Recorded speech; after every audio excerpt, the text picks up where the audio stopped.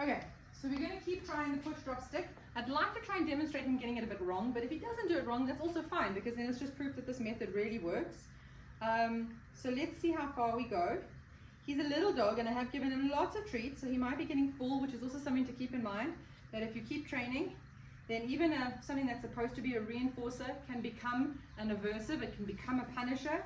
If you've had a big giant steak, you might love steak, but if somebody offers you a giant rack of ribs afterwards, you might not be in the mood to eat it. So we're going to start again, and we're going to move to the next criteria.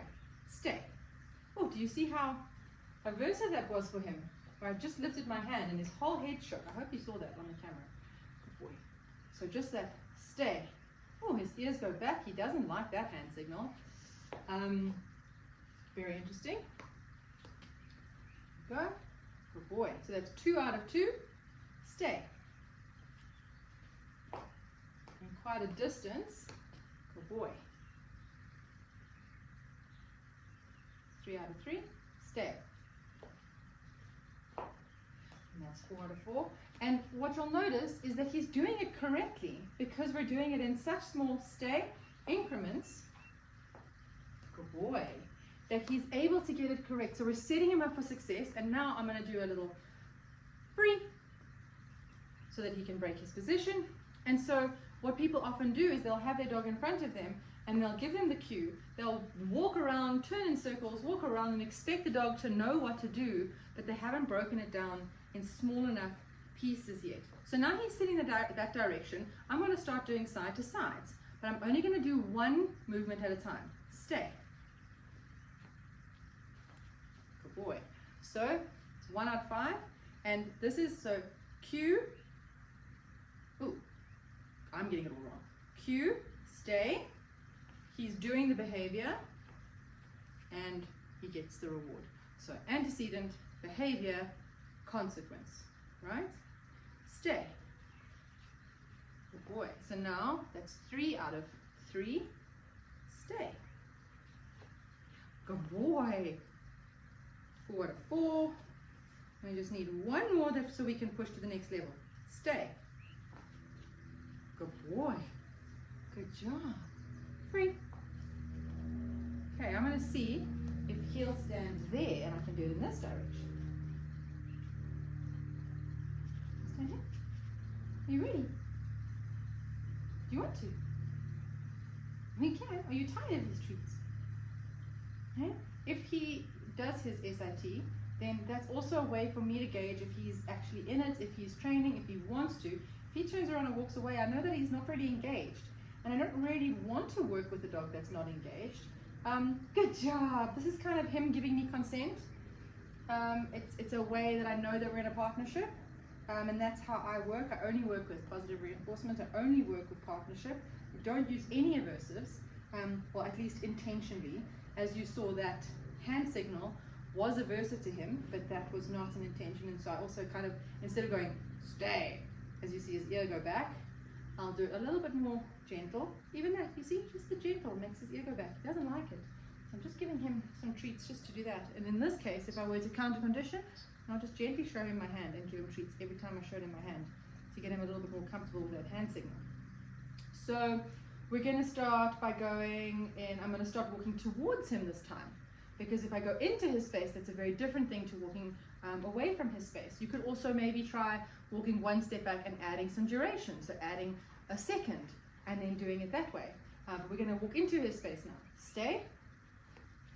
Good boy. Super. 1 out of 5. Stay. Good boy.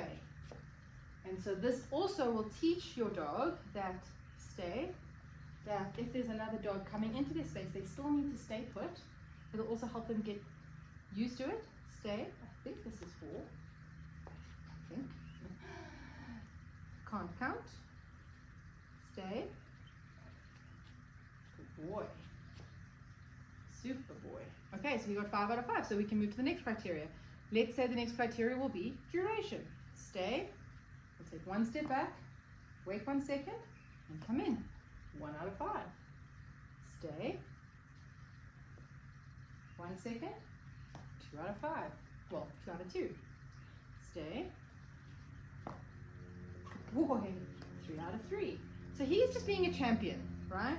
If he had broken at any stage, stay. Good boy. Then we would drop the criteria. Good boy. Last one. Stay. Good boy.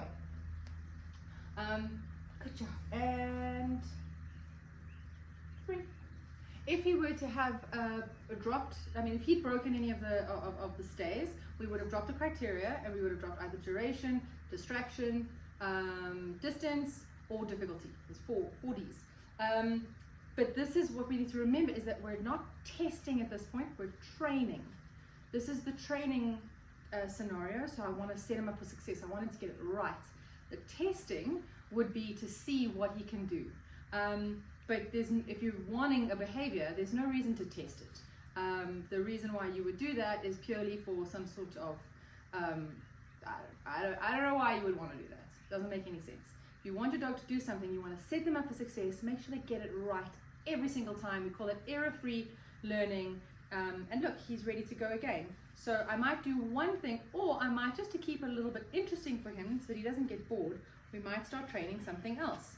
So because he's been doing a lot of stationary stuff, I might want to get him moving so he learns that moving is also good. So I'll put my hand out and say touch. Good boy, yes. Good job. Touch. And you see now he's learned, oh, I must put my bum down, I mustn't move. Touch. I said, but I'm doing this thing that you told me to do. Touch it. You can. It's okay. Can you touch it there? Yes. So I just moved it a little bit down, and that helped him. So are we going to do free before the kids come in and interrupt the video? Free. Good job. So that's teaching a stay with a push drop stick. I hope that helps.